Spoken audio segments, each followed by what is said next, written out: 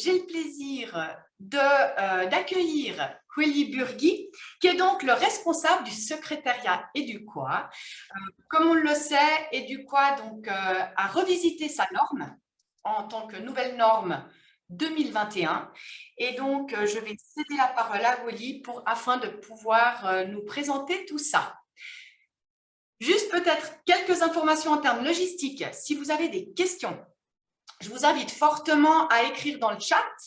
Et puis, tout au long de la présentation, les questions seront répondues afin que vous puissiez avoir les réponses à vos interrogations. Voilà. Est-ce que vous avez déjà des questions, des demandes, à part les personnes qui doivent partir un poil plus tôt?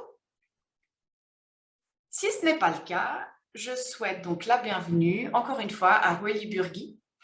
Et donc, je te cède la parole. Merci beaucoup, Manila. Mesdames et messieurs, je suis très ravi de votre intérêt pour la nouvelle norme, la norme révisée, il faut bien dire, parce qu'elle n'est plus tellement nouvelle, mais quand même, de 21. Et j'ai le plaisir de vous présenter un peu les nouveautés, mais aussi de notre vue, les avantages de cette nouvelle norme ce soir. Moi, je suis Willy Burgui, comme Manila a dit, et j'étais aussi le responsable du projet de la révision.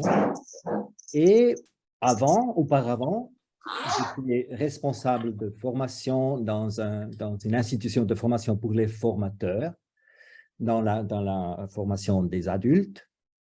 Et là, j'étais aussi le responsable de la qualité et j'étais responsable aussi pour EduQua. Alors maintenant, j'ai changé de côté, je suis maintenant sur la place du côté du système, mais je me réjouis beaucoup de pouvoir discuter ce soir avec vous justement aussi sur la réalité de l'assurance de qualité et du développement de qualité dans les institutions mêmes et surtout sur la possibilité de participer comme formateur, formatrice dans ce processus de qualité. Alors ça, c'est le deuxième sujet de ce soir que pour moi, ça sera très intéressant de discuter avec vous et de voir quelles expériences vous avez. Je pense que la plupart d'entre vous, vous êtes des formatrices et des formateurs. Vous auriez peut-être aussi d'autres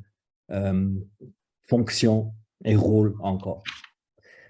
Voilà, je vais tout de suite mettre ma présentation.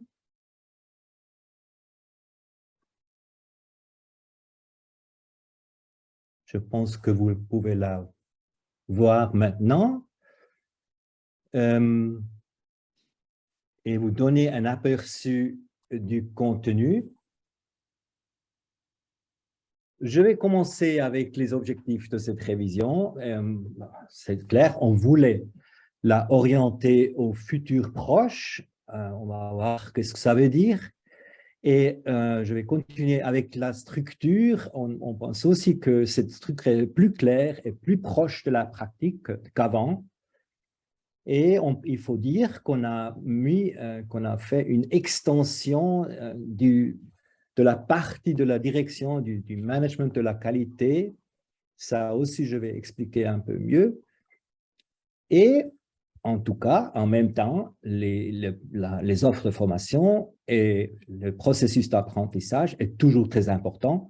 On a mis ensemble dans un boucle de qualité ces deux grands parties. Après, je vais aussi vous parler un peu de la procédure de certification. Il y a beaucoup de choses qui sont restées, mais il y a aussi quelques nouveautés que je vais présenter. Et à la fin, il y a aussi des nouveautés dans la perméabilité envers les labels de qualité pertinents en Suisse surtout.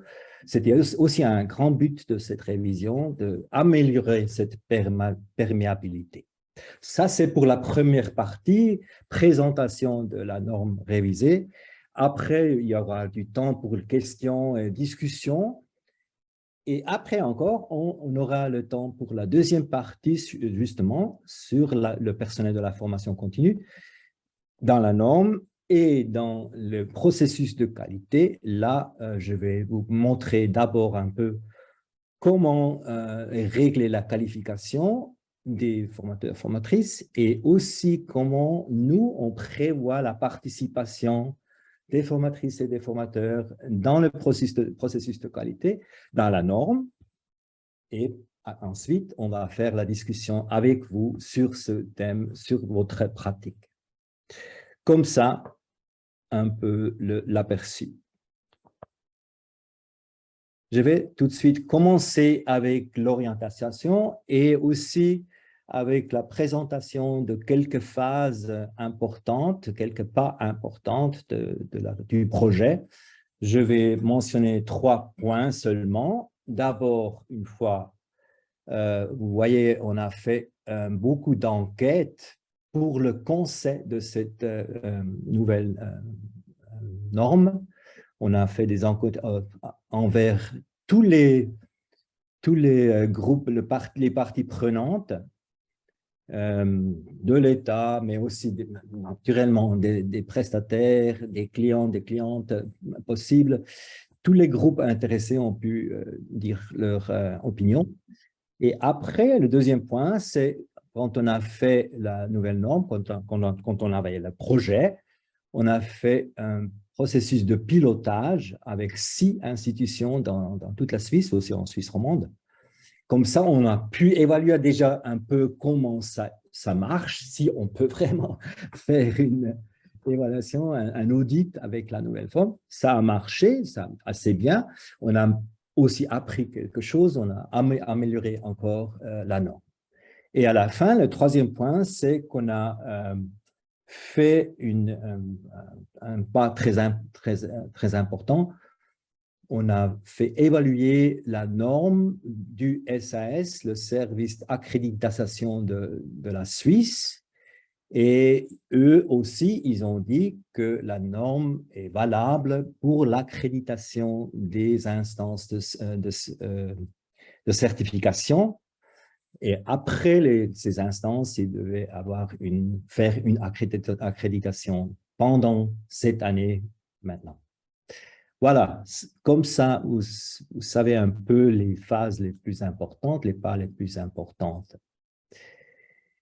Vous voyez ici dans les buts, dans les objectifs de cette norme, vous voyez aussi les attentes des parties prenantes plus importantes. Le premier but, le plus principal, c'est clair, on voulait et on veut que cette norme est orientée vers l'avenir proche. Ça veut dire 5 ans, 10 ans, c'est déjà longtemps. Je pense qu'après 4-5 ans, il faudra déjà de nouveau penser à la révision prochaine. Mais quand même, on a intégré les tendances qu'on a vues dans la formation continue et aussi dans la structure des prestataires, du marché aussi, dans cette norme. On pense, et c'était un grand but, de rendre plus efficace cet instrument, que vous, comme prestataire, et vous, comme formateur, formatrice, pouvez avoir un système très clair, très proche à la pratique pour l'assurance et le développement de la qualité.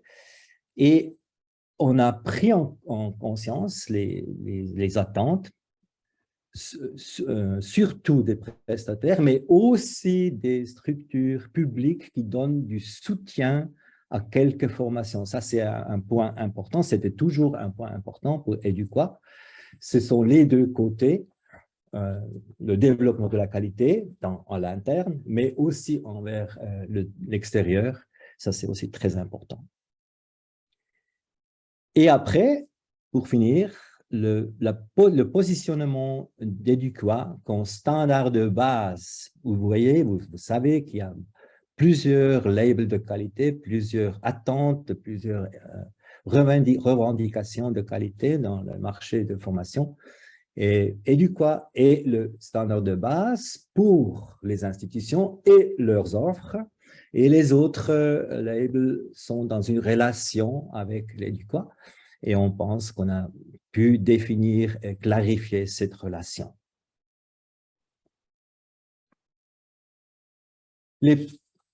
changements les plus importants, ce sont la structure. On l'a mis sur la tête, si vous voulez, ou sur les pieds. On commence maintenant avec l'institution. Avant, on commençait avec les offres de formation. Et je pense que c'est beaucoup plus sensé, beaucoup plus clair de commencer avec l'institution, leur orientation, et continuer après avec le système de qualité, de management de qualité, et après avec les offres et aussi les processus d'apprentissage. Toute la partie de la direction et du management de la qualité a été extensée. Ça a reçu un poids plus grand envers la norme précédente. On a intégré les tendances actuelles, surtout les tendances dans la numérisation, digitalisation de la formation continue, et aussi la grande flexibilisation. On a aujourd'hui une grande richesse de formats d'offres, de formes d'apprentissage, et la norme rend possible, contient tous les formats qu'on connaît aujourd'hui. J'espère que ça reste encore pour les prochains 5 ans. Pour finir, il y a aussi un changement important dans la procédure. Maintenant, cette procédure est plutôt axée sur l'institution et toutes ses offres, moins sur une offre spéciale. J'y reviens sur ce point. Ça, c'est un changement assez intéressant et assez important.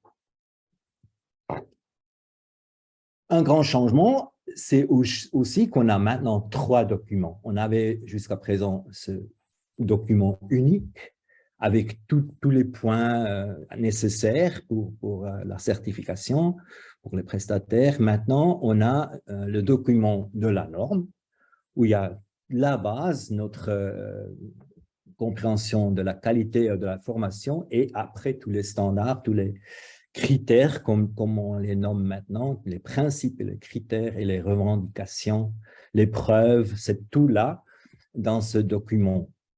Tandis que la procédure, elle est maintenant décrite dans un document à part, dans le document règlement procédure de certification.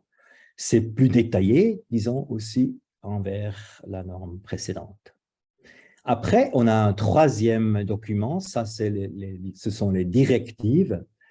Et ce document est une aide pratique pour tout le monde qui s'occupe de la qualité et tout le monde qui s'occupe aussi de la certification. Il y a des explications pour tous les critères, il y a des indicateurs, des propositions pour des indicateurs où on peut regarder comment on est arrivé à la qualité souhaitée.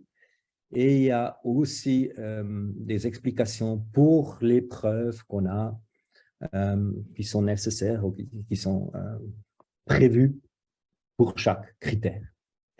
Ça, c'est un instrument pratique pour tout le monde où on peut choisir, OK, le critère 5, je vais regarder, les autres, je connais, j'ai bien compris, alors il ne faut pas regarder si on ne veut pas.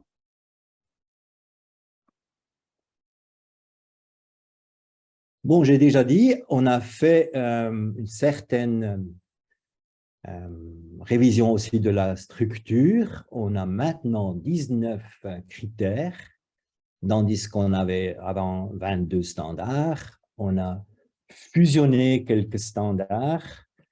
Par exemple, on avait 2 standards pour l'information, il y a maintenant 1. On avait 3 standards pour disons, la méthodologie et le didactique d'une session d'apprentissage. Maintenant, on en a 1, parce qu'on a vu, ça revient toujours un peu sur le même sujet. On a tous les aspects fusionnés dans un critère. Ça, ce sont deux exemples de cette nouvelle structure.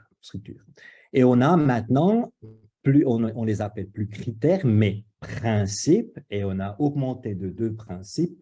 C'est le principe de l'environnement de l'apprentissage et le principe de l'évaluation et du développement.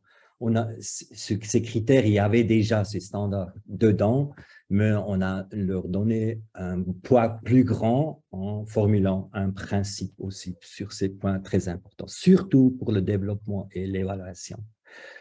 Vous verrez encore dans les boucles de qualité, là, ça c'est une partie très importante. On en a 2 maintenant, plus 3, avant c'était 3, maintenant ce sont 2 boucles de qualité centrales avec la partie direction management de la qualité qui s'est approchée un peu à la structure des systèmes de management ISO 9001 et ISO 21001 qui ont la même structure, hein, si on veut. Et nous, on s'est approché à cette structure. Ça a aussi des avantages si on a les 2 normes, mais ça plus tard. Et puis la deuxième boucle de qualité, c'est la partie des offres de formation continue, du développement jusqu'à la mise en place des offres de formation et les processus d'apprentissage. Dans chaque critère, on a quelques éléments qui reviennent. Ce sont toujours les mêmes éléments. C'est systématisé peut-être un peu plus qu'avant. On a, bien sûr, pour commencer, on identifie le critère. C'est quels critères? Ce sont les mêmes sujets comme dans la norme. Après, on a les exigences essentielles par critère essentiel du côté de notre part. Ce qu'on trouve, c'est vraiment très important parce qu'il y aura aussi d'autres exigences encore, mais nous, il a mis les plus importants, disons. Avec des conditions très précises, on a aussi actualisé les termes techniques et ils sont maintenant, je pense, plus uniformes qu'avant. Et puis, troisième point, on a une différenciation entre les preuves de la conformité qui sont nécessaires et d'autres documents qui sont possibles. C'est un peu la même chose comme avant, ou peut-être vous rappelez ceux qui connaissent déjà, et du coup, il y avait toujours des preuves qui étaient plus foncées et d'autres qui n'étaient pas foncées. Alors là, c'est la même différenciation, mais on l'a nommé maintenant, hein. Preuves nécessaires, autres documents possibles. Et puis, les indicateurs, les explications concernant les critères, tout ça, c'est maintenant dans la directive. Ça, j'ai déjà raconté. Ici, vous voyez l'orientation de la nouvelle norme. C'est très important que cette norme se trouve dans un contexte. Et le contexte, c'est d'abord le contexte de la société, de l'environnement, de l'économie, c'est un contexte très grand, de la région, de la branche, si vous voulez. Et naturellement aussi, c'est le deuxième cercle, le contexte des parties prenantes, des clientes et clients, qui sont votre partenaire, si vous êtes représentant des prestataires. Ce sont les contextes les plus importants. Et dans ces cercles, il y a l'institution, ce troisième cercle, de l'organisation, si vous voulez, qui a une certaine orientation, qui a une forme de direction, avec tous les critères qu'on a mis là, un système de management de la qualité et aussi les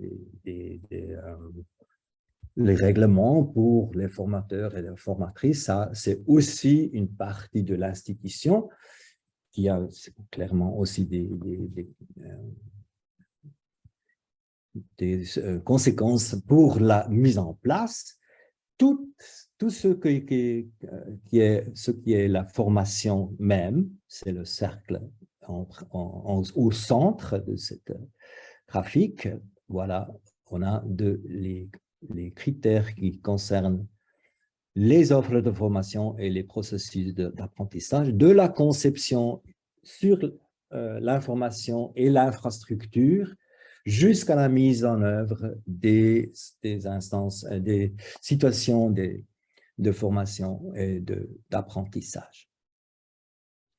L'évaluation et le développement, voilà, ça c'est naturellement lié aux offres de formation, mais c'est aussi lié à l'institution, parce que pour ça, c'est sur les deux cercles ici.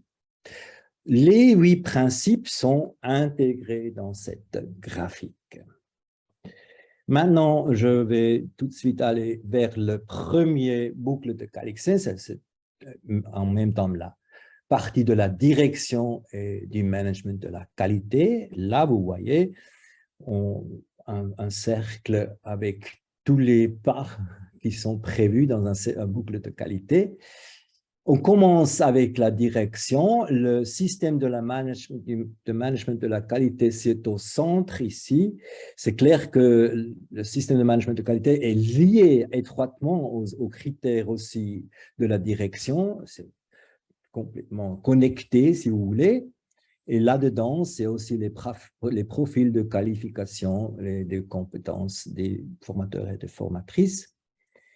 Après, on a ici les critères qui concernent l'évaluation et le développement, et aussi les mesures de développement, par exemple, sur le champ des formateurs et formatrices de la formation continue du personnel qui est responsable pour la mise en place. Voilà, ce sont les 4 principes de la direction et du management. Si on regarde un peu mieux, on peut dire qu'on a élargi cette partie. Il y a 3 nouveaux principes, non, il y a 3 nouveaux critères qui sont importants, qui sont liés aux tendances, au développement qu'on a dans la direction des entreprises généralement, mais aussi des prestataires et des institutions de formation continue. D'abord, l'orientation envers le contexte, j'ai déjà en parlé, on commence avec ça, ça veut dire aussi qu'on a une stratégie qui s'appuie sur des analyses du contexte, ça il faut montrer. Après, un nouveau critère très important, c'est la gestion des risques et des opportunités. On n'avait pas jusqu'à présent, et je ne dois pas vous raconter pourquoi c'est important aujourd'hui. On a vu, il y a tellement de risques, par exemple avec la pandémie, mais d'autres aussi. Ça veut dire qu'il faut être conscient des risques possibles qu'on a et aussi des opportunités et montrer qu'est-ce qu'on fait et comment on peut si bien gestir les risques, mais aussi regarder qu'on puisse utiliser les opportunités. Après, aussi un point qui n'était pas encore dans la norme, c'est la sécurité des dates et la protection des données. On a aussi intégré ce point très important dans les normes, dans la norme. Avec le but, tous ces nouveaux critères, ils ont un but, un objectif très important d'améliorer la durabilité de l'institution de formation continue. Je pense que c'est très important pour vous, comme formateurs et formatrices, pour les prestataires, mais aussi pour les clients, les clientes qui savent qu'ils ont une certaine garantie que l'institution fait tout pour qu'elle puisse rester active aussi dans les 2 ou 3 prochaines années. Et avec ces 3 critères, on peut améliorer ça. On a essayé de trouver un équilibre entre les besoins de contrôle qui sont absolument légitimes et, de l'autre part, les situations concrètes de la pratique qui sont très différentes entre un prestataire très petit avec peut-être une offre et les grandes prestataires avec une grande richesse d'offres, peut-être dans toute la Suisse, il y a des différences énormes. Alors, il y a des besoins de contrôle, par exemple, de l'État ou bien des structures de soutien public. Eux, ils voulaient, par exemple, un système de IKS, de sécurité régulée, très formale, qui ne serait pas, ce ne serait pas possible de le faire pour toutes les institutions. Et là, on a trouvé une autre possibilité. On doit faire un compte, ça c'est sûr, et montrer aussi le compte de chaque année, mais il ne faut pas avoir un système de sécurité dans le contrôle des finances très élargi, très compliqué. Et à la fin, c'est aussi important, on a vu, ça c'est aussi une tendance, qu'il y a beaucoup de différentes formes de travail et d'organisation. On parle déjà longtemps, quelques années, des structures agiles, mais il y a toujours en même temps les structures, les processus principaux, et il y a aussi les institutions hybrides qui ont tous les deux types de structures, si vous voulez, d'organisation. Tout ça, c'est possible avec Eduqua. On a essayé de penser à les différentes possibilités d'organisation. Voilà, quelques nouveautés dans cette partie de la direction. Maintenant, je vais vers la deuxième partie, ça c'est la partie des offres de formation continue et des processus d'apprentissage avec un boucle de qualité intégré. Voilà, ici, vous voyez, ce sont des 5 principes, parce que le principe évaluation-développement se répète, c'est aussi une partie de ce boucle de qualité.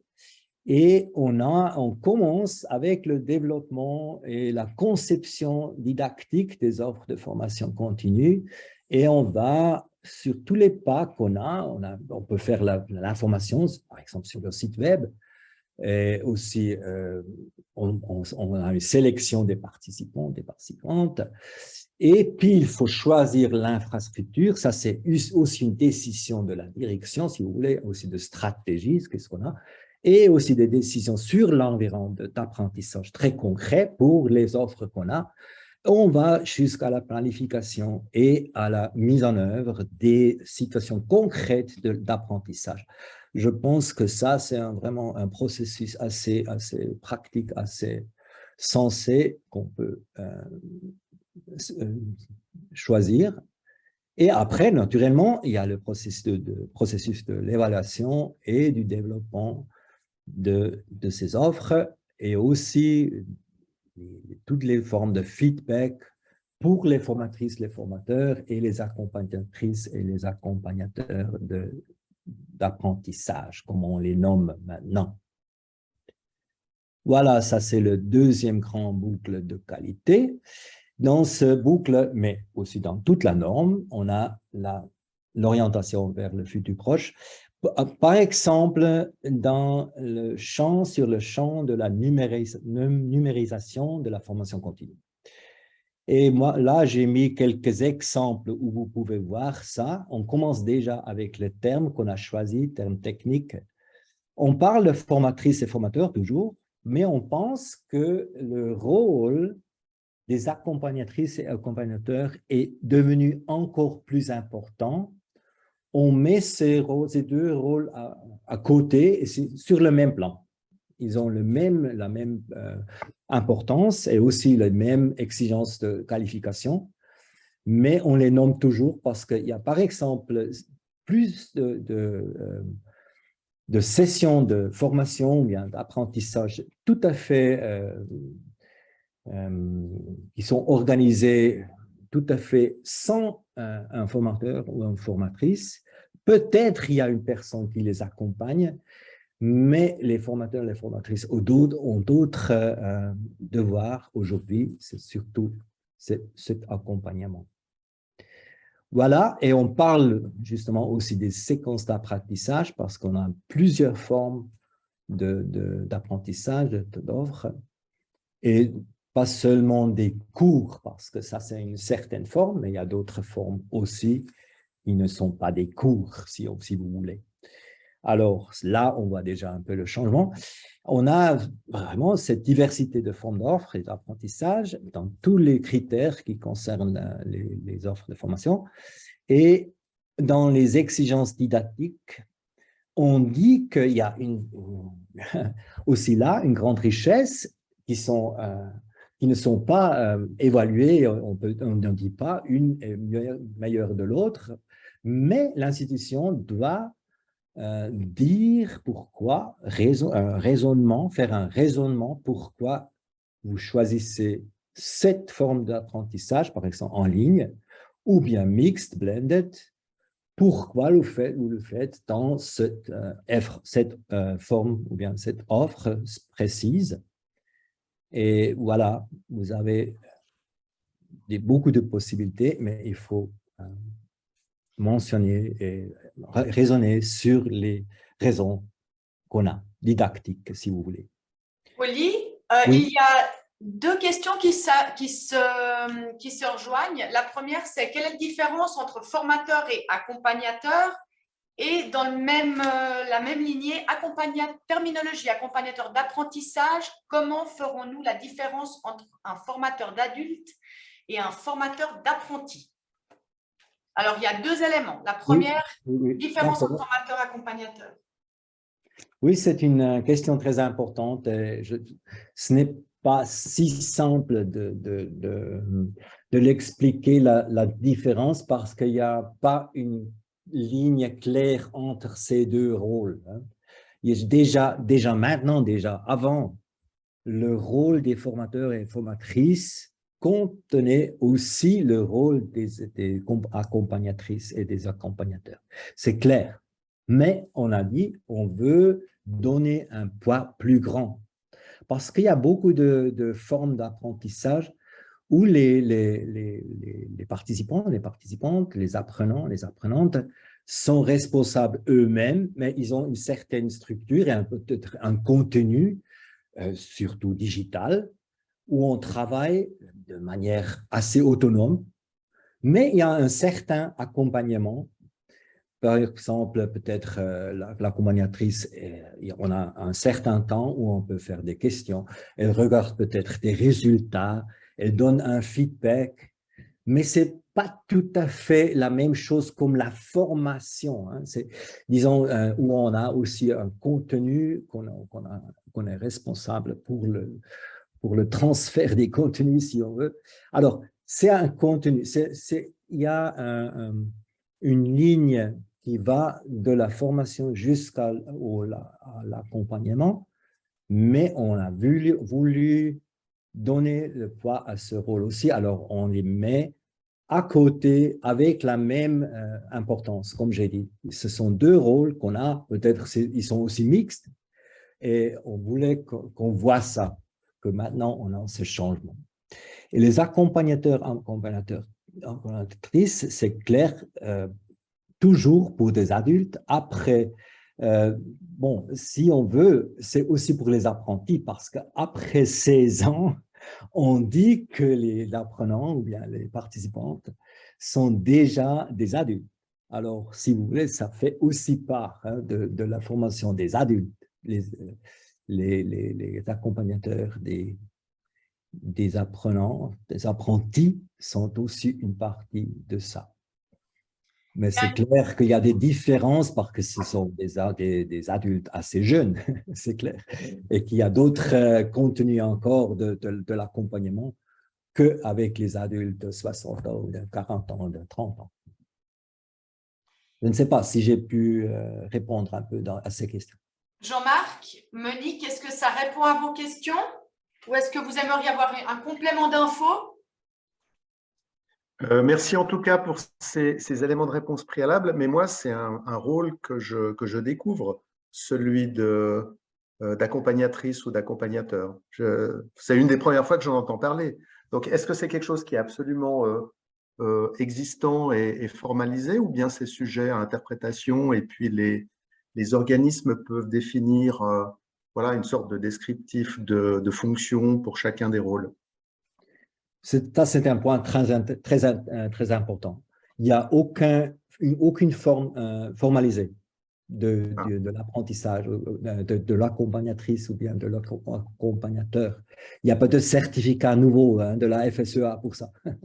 Ça reste les certificats qu'on a pour les animations de formation et pour la pratique, accompagnement des apprenants.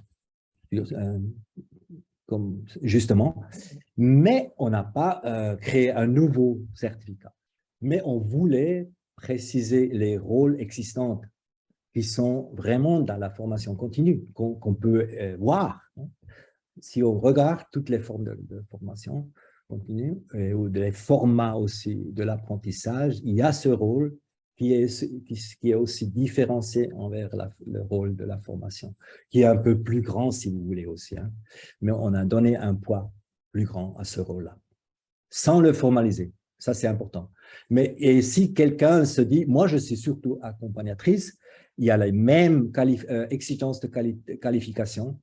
Il y a toujours sur 150 heures de contact avec des apprenants, on doit avoir un certificat FSUA ou bien quelque chose analogue. Je vais, un petit instant, je vais mettre un peu de lumière.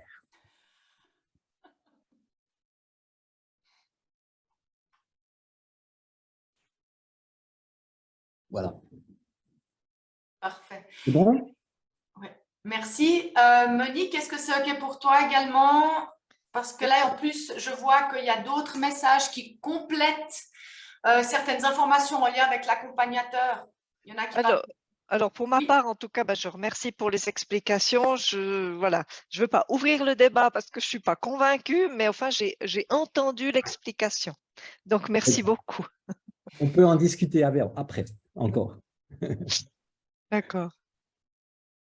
Alors, je continue, c'est bon? Vas-y, sans autre, on t'écoute. Très bien. Alors, le point que je voulais encore dire, c'est qu'on n'a pas créé de nouveaux critères pour toutes les exigences qui concernent les formes de formation digitale ou d'apprentissage digital. Mais non, on a fait les exigences spécifiques sont intégrées dans les critères individuels. Par exemple, sur l'utilisation des médias et sur les formes d'apprentissage numérique, ils sont toujours intégrés dans les critères où toutes les possibilités sur les formes d'apprentissage sont intégrées. Hein. Et peut-être en 5 ans, il faudra encore renouveler.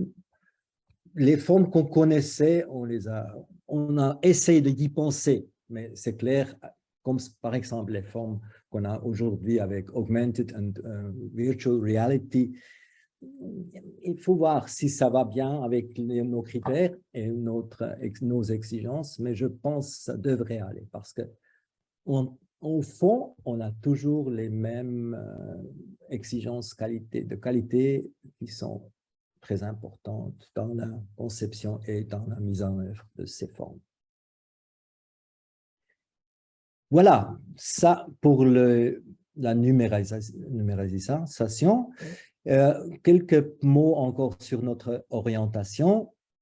C'est clair, on a l'orientation vers les compétences et on a défini une certaine compréhension de l'apprentissage dans cette norme. Dans la première partie de la norme, il y a une grande diversité d'offres aujourd'hui, mais c'est clair que aussi dans la formation continue, comme dans toute la formation professionnelle, initiale ou continue, l'orientation vers les compétences de l'action est la plus importante, disons. Mais il y a aussi des offres de formation qui sont orientées vers les contenus ou bien aussi vers des objectifs d'apprentissage qui sont fixés ou précisés ou définis plus précisément. Ça est aussi possible dans cette norme. Notre compréhension de l'apprentissage sous-jacente veut dire qu'on pense que les processus d'apprentissage sont très subjectifs, très personnels, très individuels.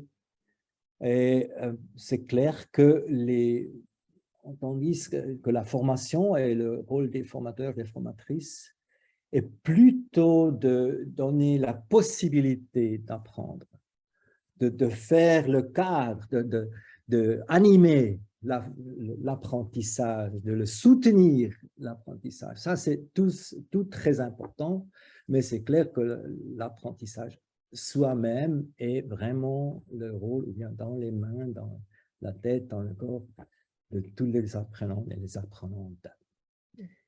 Voilà, ça c'est peut-être un peu la base de notre compréhension.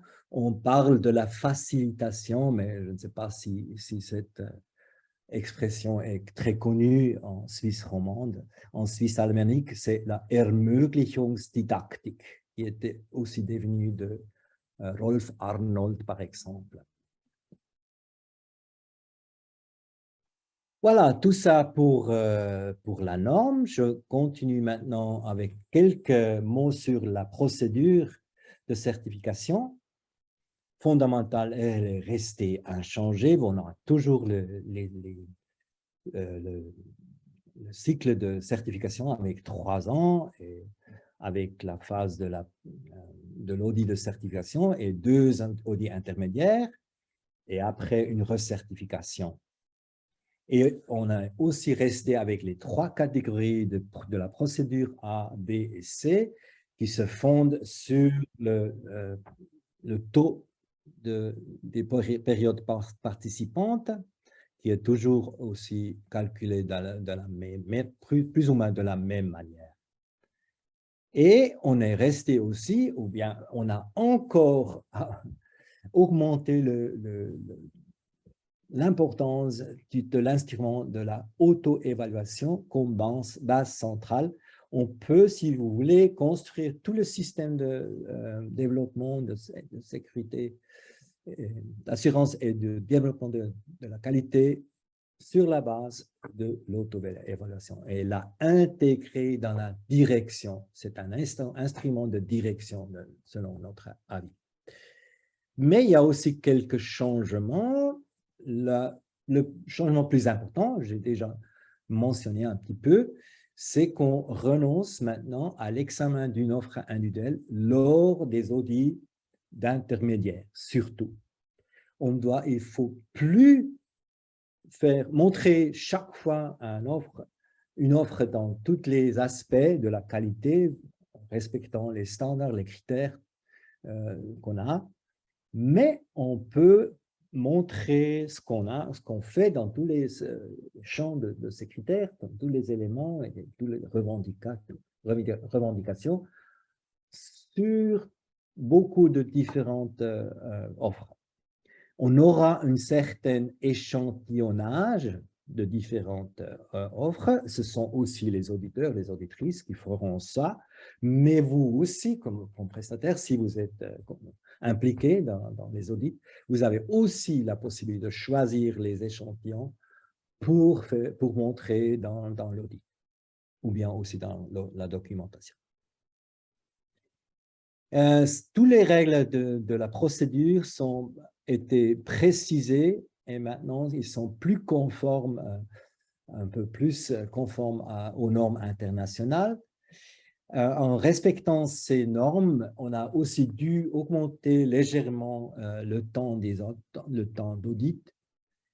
Ça, c'est aussi un avantage, je pense, parce qu'on a plus de temps pour regarder comment on a développé tout le système de qualité dans les divers champs et d'avoir des feedbacks et des commentaires des auditeurs et des auditrices pour développer mieux encore ce système. Mais lié à ce fait, on a aussi une augmentation des coûts. Nous, on dit que c'est modéré, c'est quand même 20%, mais par exemple, seulement pour la catégorie A, avant c'était 4 000 francs, presque 4 000 francs, maintenant c'est presque 5 000 francs sans les frais qui sont exclus encore et aussi sans les, comment on dit, Mehrwertsteuer en français, peut-être vous connaissez. C'est la TVA? Oui, merci, la TVA. Et pour la catégorie B et C, c'est toujours selon l'offre de l'instance de la certification. Alors, Wally, il y a une question. Oui. Quelles sont les exigences exactes par rapport aux périodes participants, période de formation, période de travail personnel? Voilà. Vous avez ce sont les mêmes catégories qu'on avait déjà. On a les heures, on les a appelées un peu différemment parce qu'on ne peut plus dire, bon, on a les heures de présence et les heures digitales ou bien en ligne. On parle maintenant des heures en contact direct entre des formateurs, formatrices ou bien accompagnatrices avec des apprenants et des apprenantes. Ce sont la première partie des heures qui sont comptées 100%. Après, il y a le travail autonome qui est, si vous voulez, réglé, où on a un certain cadre que vous définissez comme formateur, formatrice. Ça aussi, c'est compté 100%. Et la troisième partie, il y a toujours un certain temps d'apprentissage qui est complètement libre, individuel, des apprenants. Maintenant, parfois, dans les concepts des offres, c'est défini, on pense que les participantes, les participants auront un tel et tel chiffre d'heures d'apprentissage autonome libre. Et ça aussi, on compte, mais seulement de 50%. Vous avez un exemple pour le compte de ces périodes participantes à la fin de la directive. C'est un peu le même qu'on avait déjà dans le handbook qu'on avait, dans le document qu'on avait, mais on l'a actualisé avec les termes qu'on utilise maintenant. C'est vraiment à la fin, je crois, c'est la page 49, quelque chose comme ça. Vous pouvez regarder là. Je pense que c'est très clair après. Est-ce que c'est bon pour la question? Laurence, pour toi, c'est OK?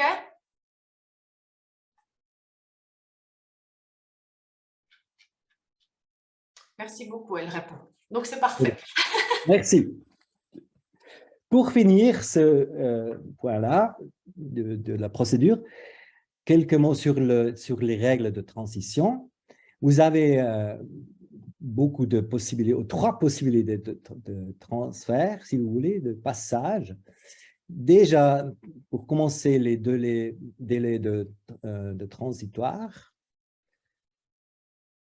vous avez la possibilité de recertifier ou bien de certifier votre institution de formation déjà maintenant, selon la nouvelle norme, parce que toutes les instances de certification sont accréditées du SAS. Voilà, ça c'est un point très important dont on se réjouit beaucoup.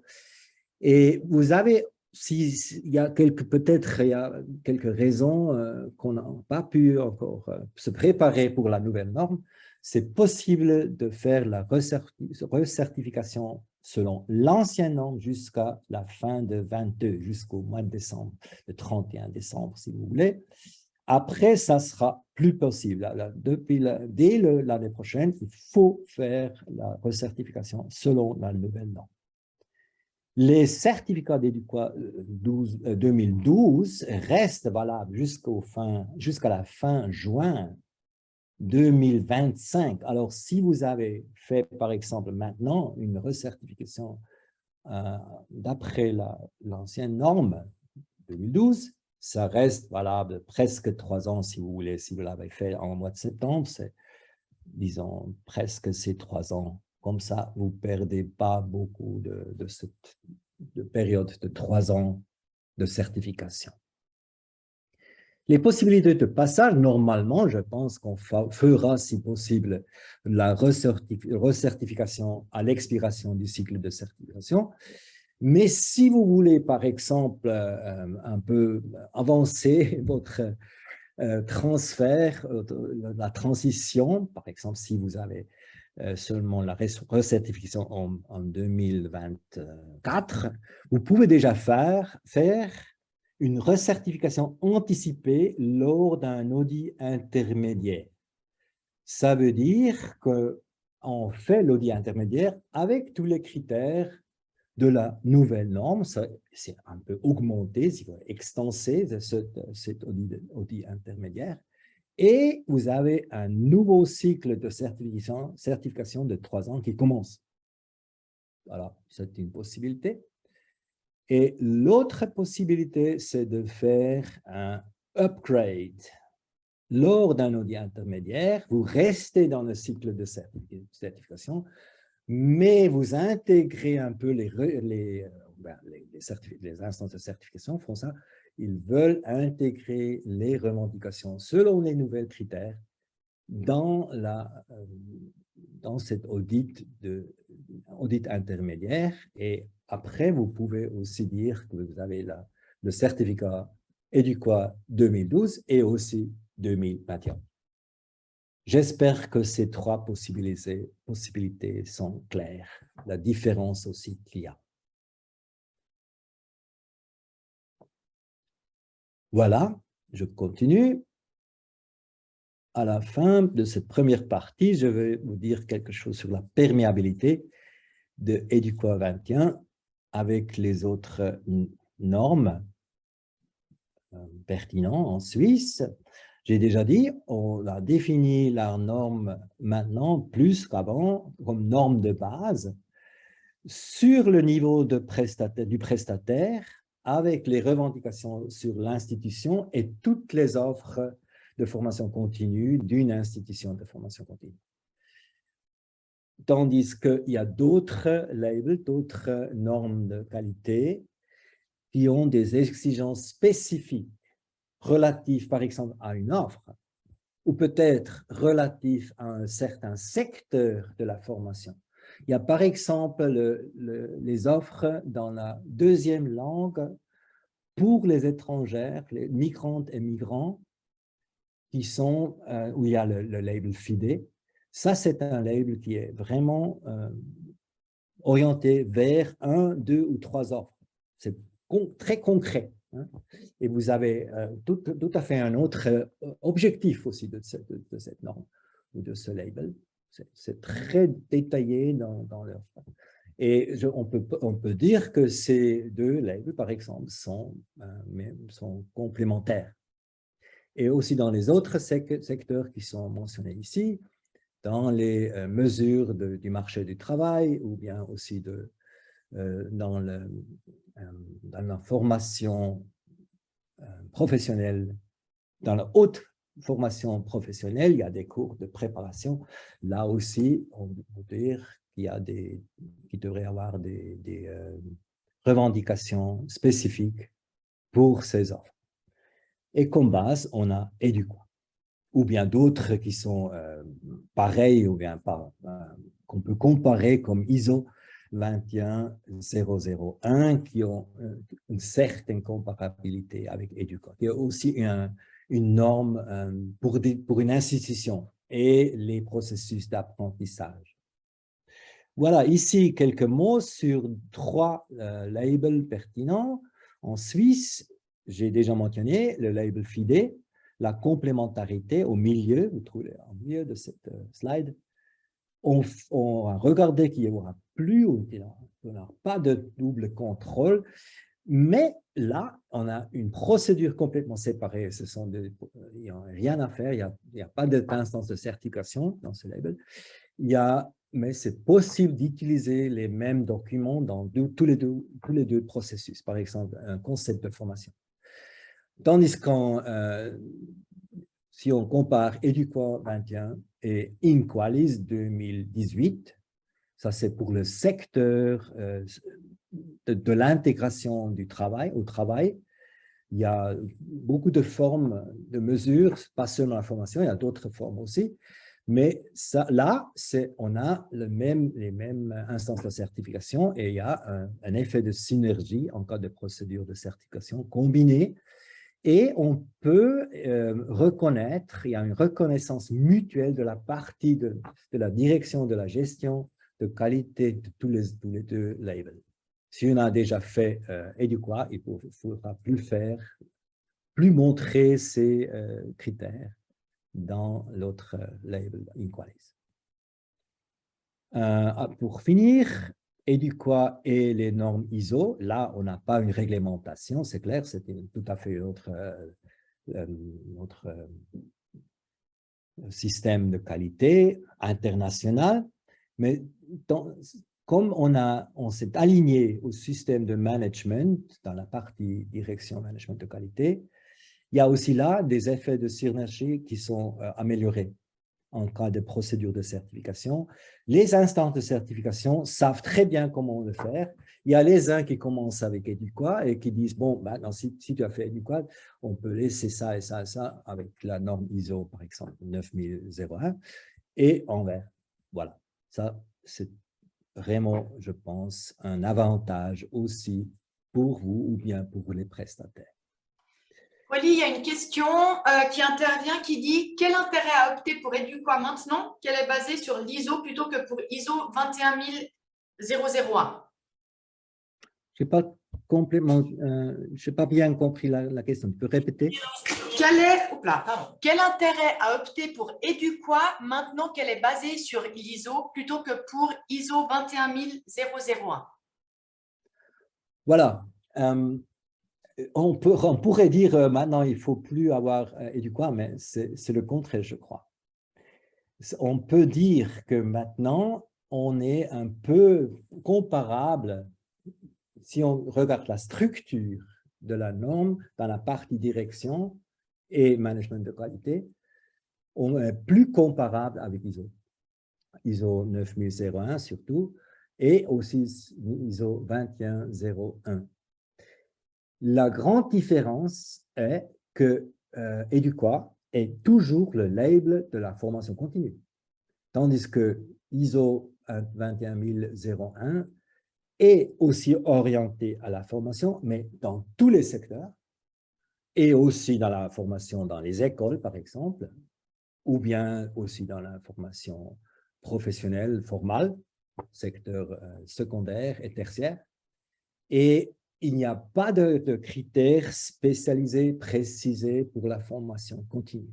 Il y a des critères, il y a des éléments, il y a une orientation sur les processus ou bien les services de formation, les services d'apprentissage, ils appellent ça.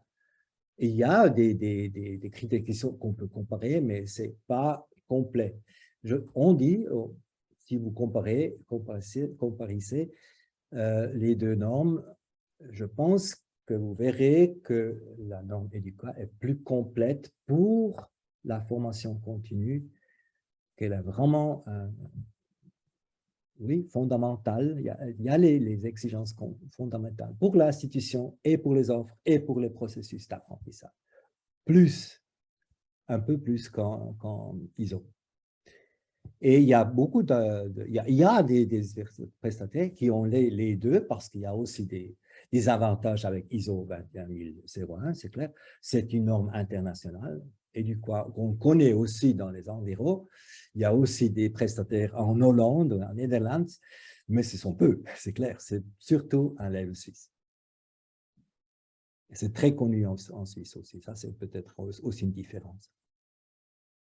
Mieux connu encore que ISO 21001. Je ne sais pas si je peux lui répondre à cette question. Oui, c'était très clair. Voilà. La conclusion, si vous voyez tous ces points, je crois, on a vu que c'est vraiment, comme j'ai dit justement, une norme qui est orientée vers l'institution de formation continue et ses offres de formation continue, c'est très important, qui soutient vraiment la mise en œuvre du système de gestion très pratiquement et très efficace, plus proche à la pratique, et qui est aussi mieux orienté vers le développement durable d'une institution de formation continue, à l'intérêt de tout le monde, et qui permet vraiment une assurance et un développement de qualité dans toutes les formes, dans toutes les formes d'offres et formes d'apprentissage qui sont très différentes aujourd'hui sur le marché, sur le secteur de la formation continue.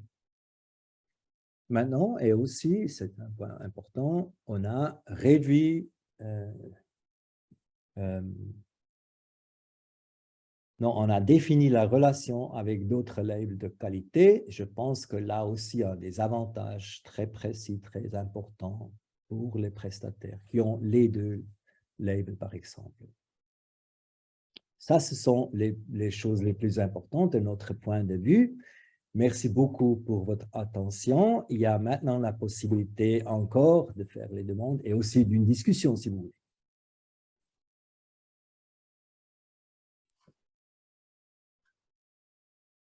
Alors, il y a une personne qui remercie en tout cas de cette excellente présentation. Merci. Et en fait, pour elle, c'était important de voir la comparaison avec les exigences du CEFRI sur la formation professionnelle. Et elle se trouve rassurante parce que les critères touchent les mêmes domaines et les mêmes évolutions. Donc, c'était rassurant. Merci. Il y a par contre une autre question qui est encourager le développement durable. Comment? Alors, je vais stopper ma présentation. Comme ça, on est plus en contact. Moi, je suis plus en contact avec vous, surtout.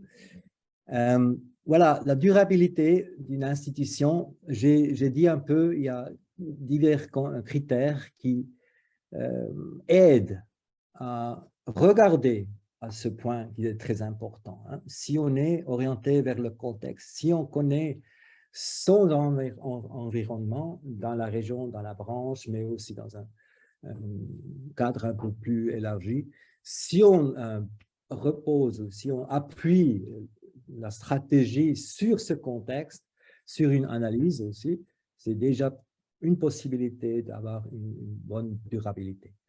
C'est clair qu'on a des processus sur le marché qui sont très rapides, on a des changements chaque année. Ça veut dire qu'il faut vraiment rester attentif à ces processus, c'est clair. Alors, on peut faire les analyses un peu toutes les années. La deuxième chose plus importante, aussi importante, c'est vraiment la gestion des risques et des opportunités.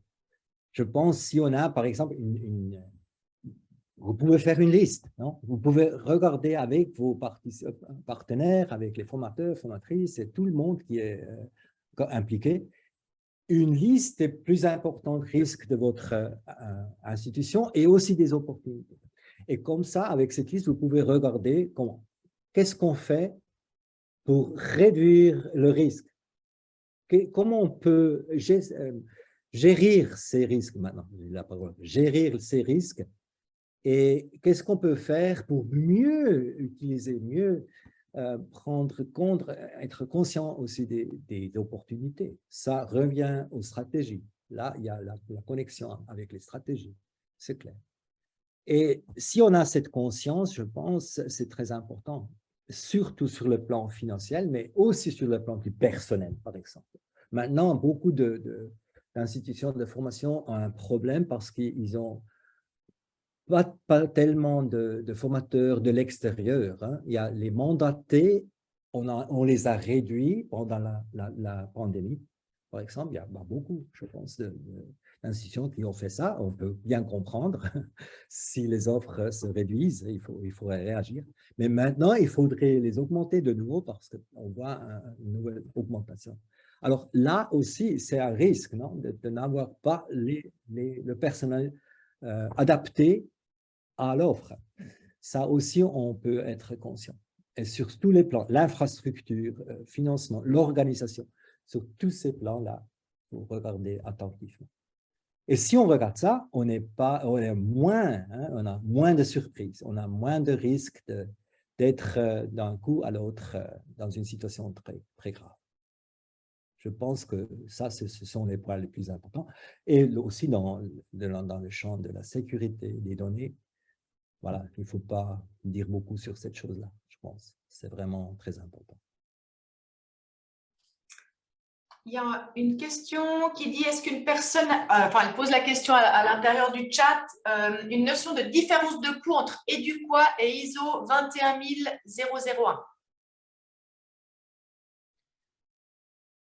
Voilà, il y a une certaine différence entre dans la structure, vous verrez si vous regardez un peu, si vous connaissez la structure d'ISO, c'est toujours la même hein, pour 9001 ou bien 21001. C'est la même structure, c'est une structure high level structure, comme on appelle ça. Là, il y a des différences. Nous, on a un petit peu les mêmes thèmes, les mêmes sujets, mais pas dans la même, c'est pas la même structure complètement identique, si vous voulez. Et après, la plus grande différence, j'ai déjà mentionné un peu, c'est qu'on a la deuxième partie qui est très claire, très précise, très compréhensible sur les offres de formation continue et les processus d'apprentissage. Eux, dans la norme ISO, ces points, ces thèmes, ces sujets, les questions sur les services à l'apprentissage, comment ils disent, Dienstleistungen für den Lernprozess en allemand, ils sont intégrés dans les critères généraux, hein, qui sont plutôt dans ces processus du contexte jusqu'à l'évaluation, qui sont toujours liés à l'institution. Mais il y a une certaine vue des produits ou bien des services. Hein. Maintenant, ici, à l'apprentissage, ce sont des services. Et ces services sont intégrés dans les critères. Et nous, on a fait une séparation entre les critères de la direction et du management de la qualité et les offres de formation continue et les processus d'apprentissage. On peut mieux regarder qu'est-ce qui est important si on veut planifier une situation d'apprentissage, par exemple. Et si on veut faire un développement d'une nouvelle offre. Tout ça, vous pouvez regarder. C'est plus concret, c'est plus, je pense, compréhensible, plus orienté vers la pratique aussi. Mais voilà, c'est mon point de vue, hein, c'est clair.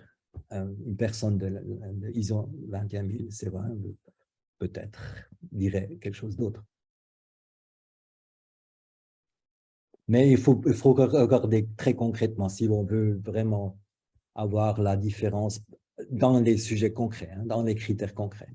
Et là, comme je dis, les instances de certification sont très doués. Ils savent très bien comment on peut intégrer. Si on a tous les deux, non.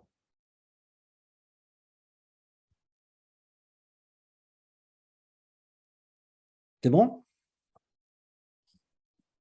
Oui, c'est parfait. Eric Bassler a transmis un document qui est sur alice.ch. Donc, il l'a mis en lien direct sur le chat afin que tout le monde puisse aller voir. C'est parfait. Merci. Merci beaucoup, Eric. Est-ce qu'il y a d'autres questions pour le moment avant de passer à la deuxième partie? Sinon, on y va. Est-ce que ça va toujours? Pas besoin de 5 minutes de pause, on peut y aller? Allez, on continue. Très bien. Merci beaucoup. Alors, je vais de nouveau partager mon écran et aller à la deuxième partie sur le personnel de la formation continue dans la norme révisée. Et je vais faire une petite introduction. La plus grande partie de cette deuxième partie, c'est la discussion entre vous et avec vous. Mais j'aimerais bien vous donner quelques informations sur la qualification, qui est restée plus ou moins la même, et sur les possibilités d'intégration, de participation des formateurs et des formatrices dans le processus de qualité, dans la norme EDUQUA même.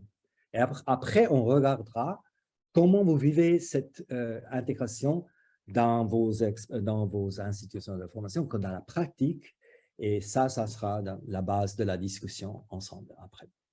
Vous voyez ici le principe C, c'est le principe qu'il y avait déjà sur les formateurs et formatrices et les accompagnatrices et les accompagnateurs d'apprentissage doivent être qualifiés, dotés des compétences élevées dans le domaine, hein, c'est clair, dans toutes les branches, ainsi qu'en méthodologie et didactique, qui réfléchissent à leur pratique et qui font évoluer en permanence. Ça, c'est vraiment le principe.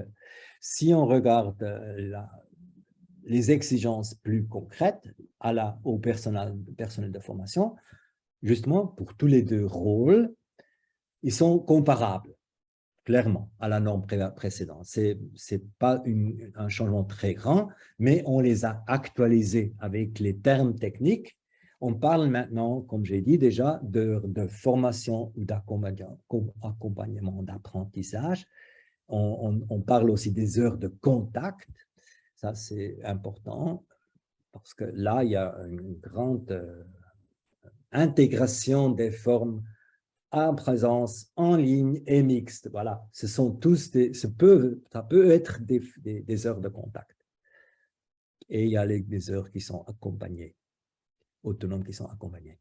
Bon, et puis on a maintenant la possibilité de prendre aussi les deux certificats FSEA qui existent. Il y a le certificat existant déjà, qui était déjà dans la norme, de formatrice et formateur, qu'on appelle maintenant animation de formation, avec la révision de ce système de formation des formateurs et formatrices. Et puis, on peut aussi prendre le certificat qui existe déjà pour les formateurs, formatrices de la pratique, on disait une fois. Maintenant, c'est le certificat FSEA, formatrice et formateur, accompagnement individuel. Ça, c'est vraiment pour les situations avec une personne ou peut-être deux personnes dans l'apprentissage ou bien dans toutes les formes d'apprentissage avec une personne, une participante, un participant. Alors, on a élargi cette possibilité avec les deux certificats FSEA et ça reste possible d'avoir une qualification analogue.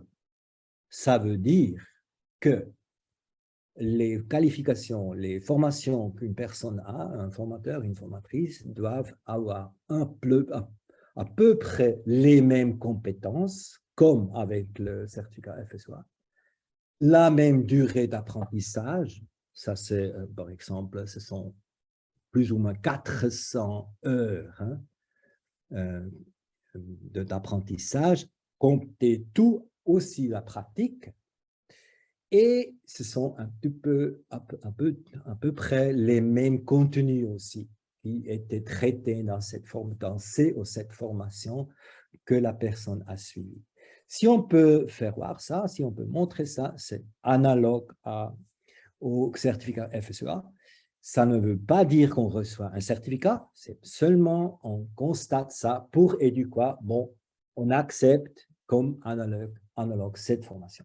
Et ce sont les auditeurs, les auditrices qui font ça, qui doivent contrôler. Vous, les institutions, font des listes des formateurs et des formatrices, ça reste la même chose, où on fait voir si quelqu'un a un certificat ou bien si quelqu'un a une formation analogue, une qualification analogue. Et ça reste aussi que les exigences sont un peu diverses entre la première certification et toutes les recertifications. Là, il y a un pourcentage de 80% des formateurs et des formatrices doivent avoir un certificat FSEA ou analogue. Au commencement, ce sont seulement 10%. Et toujours, les autres doivent être accompagnés par des personnes qualifiées dans la formation d'adultes. Voilà, ça sur les exigences.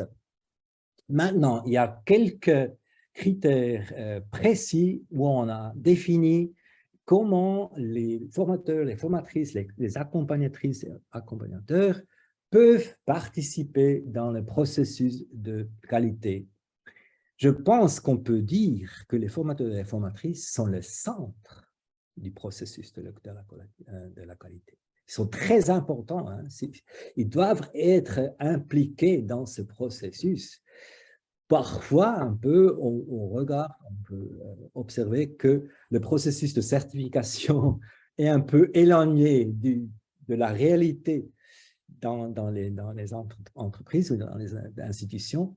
Nous, on aimerait bien que les formateurs et formatrices soient bien intégrés, impliqués dans ce processus. On a dit dans le critère A3 sur l'organisation que les organisations doivent encourager l'inclusion des expériences et des compétences de tout le monde, des collaboratrices, des collaborateurs, et des personnes mandatées dans les processus de qualité ou bien aussi dans les formations, c'est clair. Très important, les exigences auprès le critère B1, le système de management de qualité, c'est clair, tout ce système de qualité doit être orienté à toutes les personnes impliquées si vous voulez, perfectionnement ou bien au développement de toutes les personnes qui sont impliquées, les participantes, mais aussi les collaboratrices et les collaborateurs, et les employés de tous les secteurs et les formatrices et formateurs externes doivent être impliqués dans le travail concernant la qualité. C'est défini précisément dans ce critère. Et j'espère que les auditeurs, les auditrices veulent aussi voir des exemples. Comment on fait tout ça? Voilà. Et le troisième, c'est le C2. Après le C1, la qualification, il y a toujours le C2, les mesures de développement et de formation continue du personnel de formation continue. C'est plus ou moins la même chose qu'on avait déjà. Et ces mesures doivent comporter aussi des programmes appropriés pour l'échange. Alors, l'échange, c'est une chose très importante où on peut impliquer tout le monde qui fait part des formations, hein, avec tous les rôles possibles, si ce sont des accompagnateurs ou des formatrices. Et aussi les conseils mutuels, hein, c'est très important aussi dans beaucoup de formes possibles. Le dernier que je veux mentionner, c'est le H2. Là, c'est régler le retour d'information pour le personnel de formation continue. Ça aussi, ça existait déjà, mais on l'a maintenant mis ensemble avec les autres critères de développement et évaluation. On a défini qu'on devrait atteindre, si possible, une culture constructive du retour d'information avec les points positifs et aussi négatifs, dans plusieurs formes aussi. Et voilà, là aussi, on dit qu'on aimerait bien un échange régulier entre toutes les personnes impliquées. Vous voyez, il y a beaucoup de critères et des exigences très concrètes qui facilitent et qui demandent aussi l'implication du personnel de formation continue et toutes les autres aussi dans ce processus de qualité. Mais la question reste, comment c'est la réalité? Et j'aimerais bien maintenant de vous inviter de discuter un peu de ça dans des sous-groupes qu'on va faire pour quelques minutes avec ces trois questions. D'abord déjà, comment vivez-vous la pratique dans votre institution de formation continue? Comment êtes-vous impliqué sous quelle forme le personnel de formation continue est impliqué dans l'assurance et le développement de la qualité chez vous? Quelle forme vous connaissez? Dans quelle forme c'est réalisé, si vous voulez? Et à la fin, troisième question, qu'est-ce qu'il faudrait faire pour améliorer peut-être que les formateurs et formatrices sont mieux impliqués dans ce processus? J'espère que les questions sont claires. Je prie Manila de peut-être organiser maintenant les groupes. On va créer des groupes de 4, si ça va pour vous.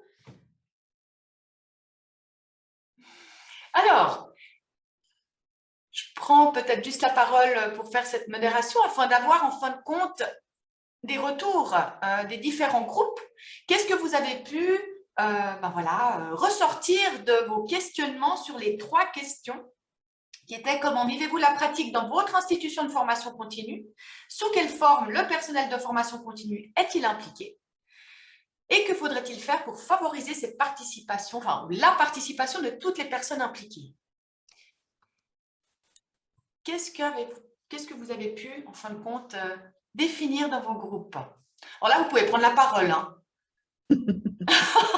Oh, moi, je dirais que dans notre groupe, j'étais dans le groupe, c'est donc avec Isabelle et puis Florian. Oui. Nous avons discuté que c'était finalement très différent, c'était intéressant à quel point on était impliqué ou non en tant que formateur indépendant pour les institutions pour lesquelles on travaille. et que des fois, eh ben, en tout cas pour moi, il y a certaines entreprises où on me demande mon avis, on me partage les évaluations, on est ouvert aux idées, etc. Et puis, ben, Isabelle était plutôt d'avis, peut-être que, en tout cas, qu'elle ne le voyait pas comme ça, qu'elle avait des rencontres et que peut-être, en tout cas, pour elle, c'était très différent, on va dire. Et qu'elle, elle ne le voyait pas comme ça, comme demande de participation d'idées, etc. C'était plutôt une information par rapport à la qualité de la formation. Ouais, c'est intéressant. Isabelle, souhaites-tu rajouter quelque chose par rapport à ça et par rapport à ton institution, enfin, ou ton entreprise pour laquelle tu travailles? Alors, c'est vrai que dans ce processus de labellisation et du quoi, etc., je savais que je sais que c'est un très très gros travail, mais j'ai pas du tout l'impression que la responsable de formation est venue vers nous pour nous demander déjà est-ce que vous verriez des pistes d'amélioration à part changer le balai des toilettes peut-être, je sais pas, non. Non, franchement, je vois pas. En plus, j'avoue que des fois, les séances, quand parfois elle veut changer les noms de nos formations, etc., pour moi, formatrice, des fois, c'est plus des contraintes, c'est en dehors des horaires, il faut se déplacer. C'est vrai que je pense que c'est dans les deux côtés, ça ne doit pas être simple. Ouais, je pense pour la responsable de formation de ce centre de formation, ça ne doit pas être simple déjà de nous réunir et de nous motiver à donner nos idées. Je dirais ça. C'est clair. Il y avait également Florian. Florian, vous aviez pu échanger avec au chat, hein, c'est juste, hein, c'est ça. Ouais. D'autres groupes qui souhaitent partager votre expérience? Alexandra, mais non. Merci, déjà merci de m'avoir mis avec Véro, c'était vraiment utile et puis c'était chouette que Pascal soit avec nous parce que on a beaucoup échangé sur la première question essentiellement, étant donné que dans mon cas, voilà, j'ai un centre de formation, je suis certifiée et puis j'ai beaucoup de peine avec le fait de devoir répondre à des critères et investir autant de temps et d'argent dans quelque chose qui finalement me rapporte peu. Depuis 6 ans que je suis certifiée, voilà, je tourne un petit peu en rond. Mais je le fais parce que je me sens un petit peu otage d'un système. Donc, on a échangé là-dessus et puis sur ce besoin d'être certifié et puis cette adéquation par rapport à ma structure en l'occurrence. Ouais. C'est intéressant de voir aussi ce point de vue-là. Hein. Willy, est-ce que tu veux rebondir sur ça? J'ai une demande, c'est la certification avec EduQuoi. Oui, j'ai EduQuoi actuellement. Oui, je suis désolé, c'est comme ça pour vous, que vous le vivez comme ça, c'est clair. Mais c'est toujours la question où il y a les points de contact avec votre réalité qui sont importantes, où vous pouvez prendre des inputs, des propositions du système de qualité qui peuvent être intéressantes pour vous. Et ça, c'est clair, c'est toujours la question comment vous voyez ça et comment vous vivez ça. Nous, on a essayé de faire tout ce qui est possible, de rendre possible ce système de qualité pour toutes les institutions très différentes. Mais après, il y a une réalité, c'est toujours vous qui décidez à la fin ce que vous en faites. Vous pouvez en faire. Ma réalité, c'est que je suis seule dans mon entreprise. Ah, voilà. Que j'engage une quinzaine de formateurs pour des cursus longs. Et puis que ça me coûte ce que ça me coûte, plus le temps, plus le fait de me faire aider par quelqu'un qui va prendre le temps de se mettre au courant, de m'aider à préparer la séance, parce que moi, je suis occupée ailleurs, j'ai d'autres choses à faire. Et c'est un peu frustrant parce que, oui, à chaque fois, ça revient sur la signalétique pour arriver dans ma salle, mais je vais pas, Manila connaît ma salle, je vais pas refaire toute l'infrastructure du bâtiment pour être plus en lien avec une visibilité grand public. Bon, non, ça, je vais pas le faire. Ça n'a pas de sens. Oui, d'accord. Mais ça revient à chaque fois. Donc, c'est clair, il faut tout ça, il faut toujours faire en lien avec votre réalité, avec votre situation concrète. Si vous êtes une institution de formation petite, je dis, hein, avec vous comme responsable et 15 personnes, c'est assez petit. Là, c'est différent. Il faut voir ce qui est nécessaire. Il faut adapter à votre situation. C'est un brevet fédéral dans lequel je forme, donc je suis obligée d'avoir une certification. Voilà. Et je sais, il y a d'autres institutions avec une personne, 2 personnes aussi. Et c'est clair, il faut regarder un peu plus comment on peut utiliser bien. Je comprends ça. C'est une différence. Mais je crois qu'on peut l'utiliser aussi, que ça peut être un avantage. Mais je ne veux pas discuter moi seul. Si je peux juste intervenir par rapport à ça. J'accompagne quelques instituts à la formation, enfin à la certification EDUQUA. Donc, j'ai plus l'habitude d'accompagner sur du ISO, donc c'est assez récent. Mais ce que je peux constater quand même, c'est qu'en fait, je trouve qu'il y a des différences très, très importantes en fonction de la personne qui vient faire l'audit externe.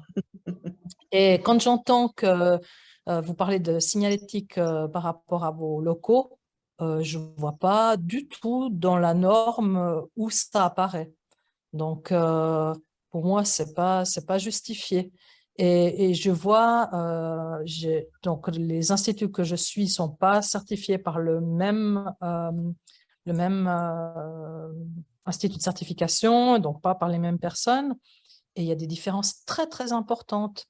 Et quand je posais la question tout à l'heure par rapport aux heures, comment on dit là, c'est le tableau qu'il faut remplir par rapport aux périodes. Je vois des différences très, très importantes entre des gens qui fournissent des tableaux très, très simples avec juste les heures qui sont données en formation. Et puis, à contrario, des tableaux qui sont vraiment très, très pointus, avec quel type de formation, sur quel type de semestre, avec justement toutes les séparations entre la formation donnée, les heures travaillées à domicile, etc. Donc, il y a des différences très, très importantes et des choses qui sont acceptées par certains qui ne sont pas du tout acceptées par d'autres. Donc, pour moi, ça peut faire vraiment la différence. Là, en l'occurrence, j'ai changé de certificateur. Enfin, j'ai demandé à changer de certificateur parce qu'il était venu. J'en avais un avec qui ça se passait bien. Il a pris du grade. Et puis là, le dernier, je dis, mais ça, on ne vit pas dans la même réalité. Donc, on verra la suivante. C'était la réponse que je voulais donner. Je conseille à tout le monde de changer de temps en temps les auditeurs et les auditrices. En tout cas, parce que tous les nouveaux auditrices, auditeurs ont d'autres idées, ont d'autres connaissances, ont d'autres spécialités où ils sont forts. Et c'est clair, ils sont différents. Et nous, ce qu'on a fait, on a défini la qualification qu'on exige des auditeurs, auditrices dans la nouvelle norme. Ça, n'était pas très clair avant. Il y avait une définition, mais pas dans la norme. Et vous verrez, si vous allez regarder dans le règlement, ce sont des revendications, des exigences assez claires et assez complètes. Mais c'est clair, il y a un contrôle, c'est le SAS qui contrôle les instances si vraiment les auditeurs, les auditrices sont qualifiés. Et si vous trouvez qu'il n'est pas qualifié, changez. Vraiment. Il y a des différences, c'est clair. Alexandra, est-ce que tu souhaites rajouter quelque chose? Non, c'est bon. Merci. Une autre personne qui aimerait intervenir et partager l'expérience ou des propos, ou voilà, c'est très ouvert. est-ce qu'il y a d'autres possibilités de participation encore que vous pourriez en raconter un peu? Positif, disons, où il y a la possibilité aussi de s'impliquer, de faire partie du processus de qualité.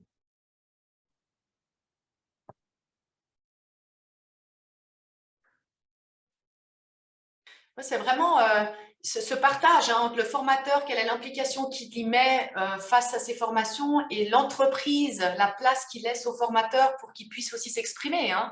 Je trouve toujours intéressant ça. Il faut que ça soit vraiment du win-win des deux côtés pour vraiment trouver une plus-value en tout cas. Ça, c'est ma propre expérience en tant que formatrice. Bon, je vais prendre la parole. Donc, avec Christelle Nicoletto, on a un centre de langue, formation de langue en entreprise, et nous impliquons les formateurs plus comme la formation n'est plus donnée comme sous forme académique, on va dire, mais plutôt, on va prendre la classe inversée, c'est-à-dire qu'on va demander aussi aux formateurs d'apporter de leur propre expérience, et sur un thème bien sûr donné, et ça marche très bien. Finalement, il y a une grande implication, les formateurs viennent avec plaisir aux formations continues. On a plus de taux de présence qu'avant, où nous étions plus dans le rôle du formateur, de formateur, et là, c'est eux qui viennent avec leur expérience. Ouais. Donc, c'est une nouvelle. On a décidé de faire ça, et ça fonctionne bien. Et après, on les fait travailler, comme vous venez de faire là maintenant, en petit groupe. Et c'est vrai que c'est un partage plus dynamique, plus intéressant. Et on arrive mieux peut-être à requalifier justement leurs interventions. Donc, c'est bien. Okay. Extra. Merci beaucoup, Christelle. Merci, de rien. Eric. Je voulais peut-être juste apporter un petit témoignage en tant que formateur indépendant intervenant à l'État de Genève. Avant Covid, l'État de Genève et Madame Bonjour, son service, faisaient vraiment une journée d'atelier où on avait vraiment l'occasion de pouvoir partager entre pairs sur nos pratiques. On recevait bien entendu beaucoup d'informations qui concernaient l'année en cours, l'année suivante, on partageait les chiffres, et c'était une très belle organisation. Et le Covid a peut-être un tout petit peu arrêté cet élan.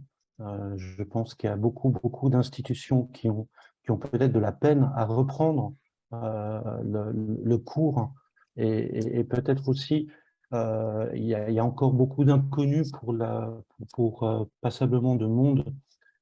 Et heureusement que Aurélie aujourd'hui nous a apporté un éclairage très précis, mais je crois qu'il y a beaucoup de gens qui sont dans l'attente de savoir qu'est-ce que ça va être Educa 21, etc. Voilà, merci. Merci Eric de ton témoignage. Isabelle.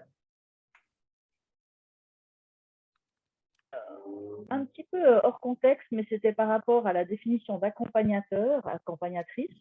J'aime beaucoup. Je sais que c'est un petit peu hors des questions qui étaient posées, mais moi j'anime aussi les cours interentreprises en Valais, et depuis la rentrée, il y a tout à changer. C'est-à-dire que on ne sera plus là comme formateur, on sera vraiment là comme accompagnateur, parce que pour en fait, l'apprenant, l'apprenti, quand il vient au cours, il devra amener des capsules vidéo qu'il aura fait sur son lieu de travail, et on sera vraiment là des accompagnateurs. Et je trouvais que ce mot-là, accompagnateur, accompagnatrice, il me touchait particulièrement, parce que dans certaines situations, c'est exactement ça que je vais faire. Je ne vais plus être une formatrice, mais une accompagnatrice. Donc, merci d'avoir aussi ouvert cette terminologie. Super, merci beaucoup Isabelle. Pascal. Salut Manila. Bonjour. Tu vas bien? Alors nous, dans notre petit groupe, on a aussi reprécisé la différence entre les 3 types de certification, entre ISO, EDUCA et FIDE, justement ce niveau de précision ou de généralité qu'il y a entre les différentes certifications. C'est vrai qu'on s'est interrogé sur les retombées économique ou en notoriété, ou enfin les retombées en tout genre d'une certification. Ouais, intéressant. Willy, tu aimerais rebondir là-dessus? Oh, ça m'intéresserait, qu'est-ce que vous avez dit? On refait les sous-groupes? Oui, très bien. Non, si jamais j'aimerais bien dire quelque chose encore sur les possibilités de l'implication, parce que je trouve qu'il y a des aspects qui ont été dits. Par exemple, selon moi, c'est très important d'impliquer les formateurs, les formatrices indépendants et mandatés dans ces processus. Parfois et souvent, ils ne sont absolument pas impliqués. Et ça, c'est déjà grave parce qu'eux aussi, ils font partie de l'institution. Pas seulement dans des institutions comme a dit Mme Benson, je crois, où il y a seulement des mandatés. Ça, c'est intégré maintenant aussi dans la norme. On a changé ça, c'est important. Et puis, la deuxième chose, c'est ce qu'a dit Eric aussi, il faut des formes assez régulières, installées, d'échanges. Mais c'est clair que dans chaque institution de formation, il faut avoir des meetings entre ceux qui font la formation. Et là, c'est déjà la place où on peut parler de la qualité, c'est clair. Il n'y a pas de différence entre la didactique. Il y a toujours l'aspect de la qualité qui entre dans les discussions pour la conception, la mise en place, les méthodes, tout ce qu'il faut comme infrastructure. J'ai connu une personne récemment qui a parlé d'un projet qu'elle appelait « Vivre la qualité ». Et là, déjà, la première chose, c'est que tous les nouvelles collaboratrices et collaborateurs, dans le premier entretien avec elle, elle a toujours fait une introduction dans la qualité. Et regardez avec cette personne comment tu veux participer dans toutes les formes qu'on a du système de qualité, d'amélioration continue qu'on aimerait atteindre. Je crois que c'est une très bonne idée d'impliquer tout le monde déjà depuis le début, quand on entre dans une institution, et de toujours regarder ensemble comment on peut échanger, où sont les formes efficaces aussi de cet échange, et qu'est-ce qu'on en tire, qu'est-ce qu'il y a comme résultat, hein? On veut avoir des résultats, sinon il ne faut pas le faire, c'est clair. Et là, ça devient vraiment... Ça obtient un sens, il y a un résultat qu'on peut atteindre avec ça. Bon, 3 paroles sur ce thème. Je vous souhaite des très bonnes expériences et peut-être aussi d'autres expériences encore avec cette implication et la possibilité de participation. Merci Willy. Est-ce qu'il y aurait d'autres interventions, d'autres échanges que vous souhaiteriez dire ou partager?